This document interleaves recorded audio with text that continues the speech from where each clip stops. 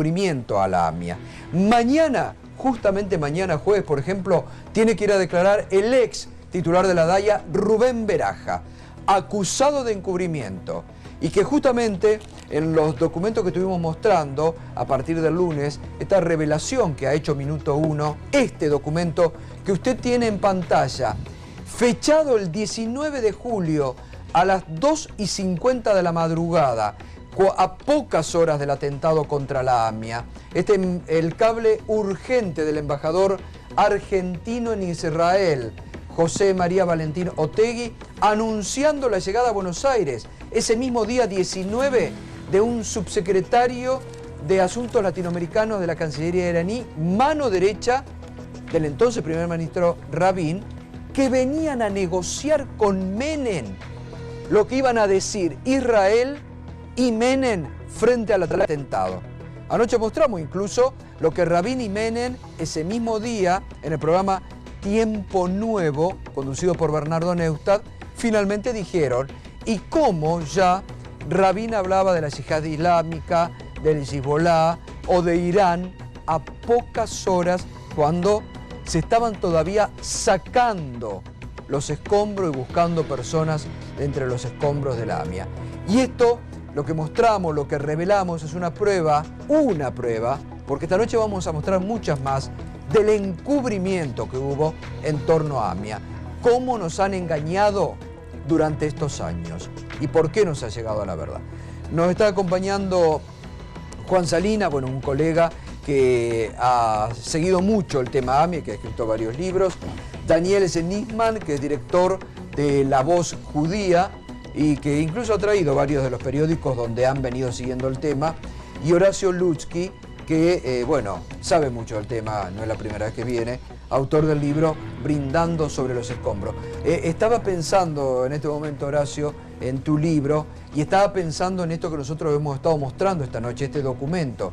Estaban, no sé si brindando, pero ya tejiendo una hipótesis en común cuando todavía estaban sacando de los escombros de la AMIA, ¿no? Rabin y Menem. Esto lo importante que tiene es la contundencia de un documento que expresa claramente que desde el primer día hubo un acuerdo para presentar una versión de lo sucedido.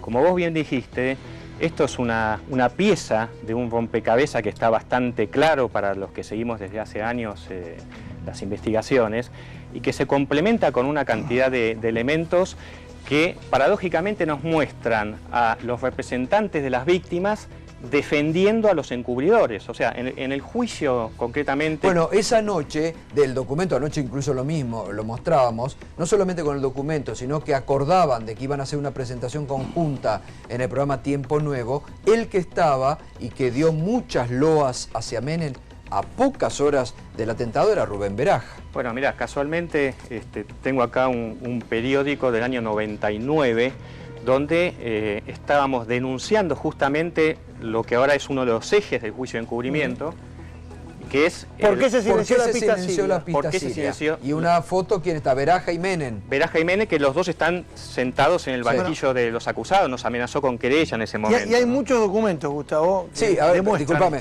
porque yo quería ir, esto como una especie de introducción, pero Mauro, Federico, en las últimas horas, a raíz de este documento que revelamos el lunes, le ha llegado mucha documentación que ha estado trabajando, Mauro. Muy buena documentación, que además varios de los que están aquí sentados fueron fuente de esta investigación que realizamos en estas últimas horas, producto justamente del trabajo que se viene efectuando, por un lado del ocultamiento, de documentación pública, de documentación que incluso fue en algún momento reservada, pero que luego se integró a la causa. Pero está perdida, Gustavo, en la causa. La causa es tan amplia, está todo tan empantanado, que eso se ha perdido. Pero hay gente muy memoriosa, como Daniel Nisman, que nos dio ese material porque él guarda, atesora esa documentación. Y entre otras cuestiones, vamos a ir repasando, Gustavo. Por ejemplo, vos decís, a pocas horas ya había una estrategia. Y yo te diría que desde antes de producirse el atentado, ya había una estrategia. Mirá lo que decía sobre esta cuestión de cómo se manejaron desde antes del atentado del 18 de julio, con información sobre lo que estaba pasando, y forma parte esto del encubrimiento. El por entonces presidente apenas tenía 1 año y pico, 1 año y 3 meses de haber asumido como presidente. Néstor Kirchner, en una entrevista que le hace justamente Daniel Schnittmann a la finalización de un acto de 18 de julio en la AMIA. Bueno, vamos a estar compungidos y esto, es decir, el atentado fue una cosa, pero tan grave, gravísimo como fue el atentado, fue lo que nos tocó vivir durante todo este tiempo. Tratar de borrar la verdad, buscar la impunidad de la corporación, todos sabemos, entonces reconstruir la verdad es bastante difícil. Pero yo tengo los 2 pies en un lado, no me van a hacer retroceder. Antes de un atentado ya se estaba preparando la impunidad, es una tarea muy difícil, antes que estaba preparando. Daniel. Sí, ¿qué tal? Buenas ¿Cómo noches. le va? Buenas noches, gracias por estar esta noche con nosotros. Bueno, sí, esto, como bien decía Mauro, esto fue 18 de julio de 2004. De 2004, exactamente, 10 años del atentado. Y es espontáneo, que eso es lo importante. O sea, esto no estaba preparado, no estaba Néstor Kirchner en un estudio, no sabía de qué se iba a hablar. Lo agarramos ahí en medio de la salida del acto y realmente en el momento no nos dábamos, yo por lo menos no me di cuenta de la importancia que tenía esa última frase de que el atentado ya se había preparado, o la impunidad, mejor dicho, y el encubrimiento del atentado a la AMIA ya se había preparado con anticipación. Algo que lo dicen también, discúlpeme Daniel, sí, que lo dicen también las propias autoridades comunitarias, o lo dejan trascender, porque tanto el presidente de la AMIA en su momento, me refiero al año 97, como el de la DAIA, Rubén Beraja, en un comunicado de prensa, lo tenemos, Nico, no es este es el que ya veníamos difundiendo, sí. El comunicado de prensa de la AMIA y de la DAIA, hablan, ahí lo tenemos, fíjate en el párrafo que está destacado, vamos a detenernos allí, que creo que debe estar destacado, hablan sobre los días previos al atentado, habla del rol que habrían cumplido diferentes funcionarios públicos en los días previos al atentado.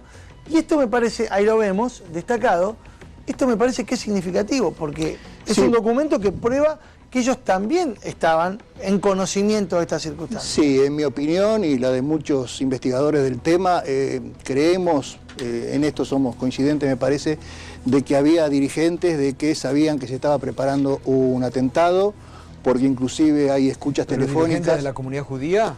Sí, dirigentes de la comunidad judía, y yo creo que de dirigentes o diplomáticos de la Embajada de Estado de Israel también, aparte de, por supuesto, la CIDE y la Policía Federal y, digamos, toda la inteligencia del Estado, porque 2 meses antes del atentado ya se estaban haciendo escuchas telefónicas. Bueno, es lo que ha denunciado Claudio Lifchitz respecto a las horas que se perdieron o que las hizo perder Stiuso, ¿no? Claro. En la CIDE, ¿no? Son muchísimas horas de grabación.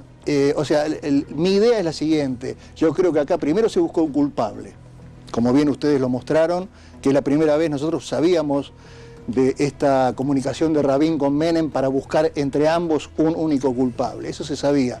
Lo que no se había nunca mostrado masivamente, y en eso felicito por supuesto a la producción y al canal, es tener el coraje de mostrarlo públicamente. Y yo creo que esto que ustedes mostraron es lo que el doctor Menem, el expresidente Menem, dijo en su momento que quería ahora, en este caso de AMIA 2, del encubrimiento, del juicio, que iba a decir cosas que podían afectar a la seguridad del Estado y que no se animó luego a decirlo. A mí, seguramente, me da la impresión de que esto que ustedes mostraron es lo que no se animó a decir. Claro. ¿Y por qué? A ver, vamos a seguir esto, el documento, vamos a mostrarlo, Nico, que nosotros, que es muy revelador y que va... No, el anterior, el que mostramos el lunes, Nico.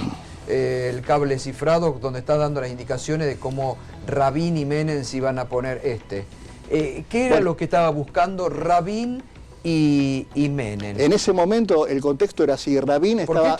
Por eso le decía a Horacio lo de brindando, 2:50 de la madrugada. No había transcurrido un día del atentado. No, porque estaba ya preparado todo. O sea, en el momento con urgencia dijeron, bueno, hacemos esto.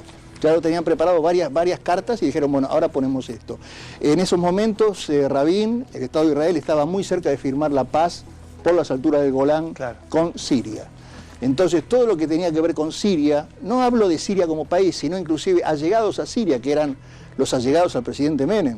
Sí. Musen Alcázar, Ibrahim Al-Abrahim y otros. Si quieren pueden ponchar acá hay algunos artículos que ilustran lo que está diciendo Daniel. Sí, a mí me interesaría, si es pertinente, quiero terminar, que es... No, esto solo. Sí. Digo, yo a fines de los años 90 denuncié ante el juez Galeano una persona que ahora lamentablemente falleció, que está mal hablar de los muertos, que es el médico del presidente Menem, Alejandro Feli. Lo denuncié con 90 páginas, más o menos lo digo de memoria, ante el juez Galeano, con un escrito que se llama El Doctor T y la bomba, donde explicaba la manera como Feli había estado involucrado en la postura de la bomba. Feli llegó 4 minutos, de los 4 minutos de la explosión, se sacó una foto que está en la revista Gente, sosteniendo como que está de buen samaritano arreglando los heridos. Esto mismo lo sinteticé en una nota y la publicó Mauro Federico en un periódico que dirigía en aquella época que se llamaba El Médico del Conurbano. Cuando hablamos de la pista siria, no estamos hablando de los allegados al presidente Menem, que tampoco fueron los instigadores últimos del atentado, fueron los transmisores entre la mano de obra mercenaria local que puso las bombas y quienes la mandaron poner.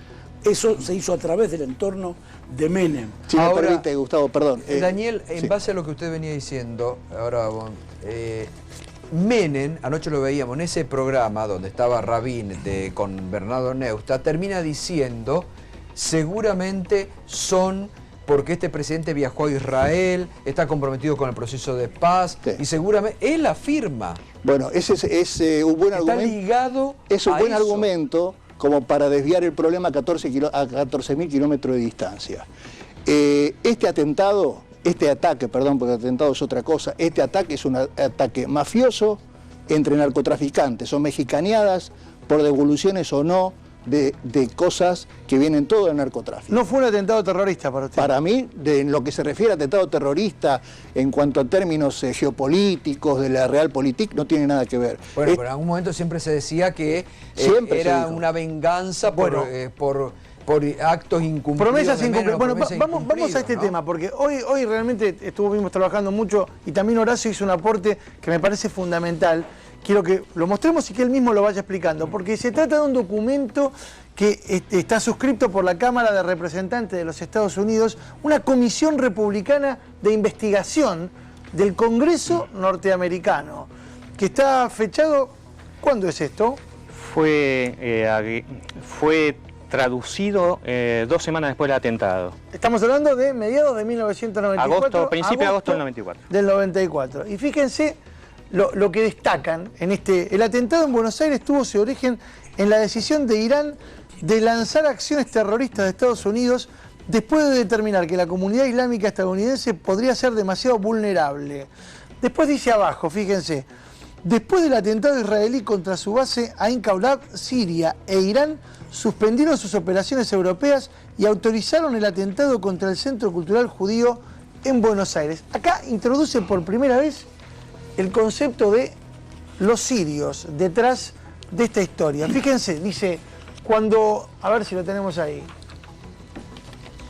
Como se observó anteriormente, cuando Teherán y Damasco comenzaron a analizar sus opciones para una operación rápida en el hemisferio occidental, Damasco insistió en que debería realizarla en lo posible en Buenos Aires. La elección del lugar era tan importante que Damasco, la capital de Siria, estaba preparado a contribuir con elementos controlados por Siria en la operación, a pesar del riesgo de poder ser vinculado con un acto terrorista. ¿Qué es esto? Explíquenos, Horacio. Bueno, este es un documento elaborado por los principales referentes en contraterrorismo de Estados Unidos en aquel momento, perteneciente efectivamente al sector republicano, asesores del Departamento de Estado, figuritas repetidas durante 10 años, que obviamente tendrán su direccionamiento, su intencionalidad, lo que ustedes quieran, pero es un informe de casi 30 páginas, con una cantidad de detalles muy importante y con algunos párrafos gravísimos, como el que leyó recién, y como otros posteriores que directamente apuntan al entorno del presidente Menem y dicen que está rodeado de agentes de inteligencia siria que advertirían de cualquier dificultad para consumar el atentado. Palabra más, dice esto. Ahora, vamos a un minuto, quedémonos ahí. porque es muy interesante y hay que desglosar todo. ¿Quién era en ese entorno? ¿Qué papel jugó Monser Alcázar u otros? ¿Y qué era lo que pasaba después? Enseguidita. Pausa. A ver, estamos casi haciendo un trabajo en vivo. Mucha documentación que estamos revelando. Ojalá también salga a la luz en el juicio por encubrimiento. Ya volvemos, hay más.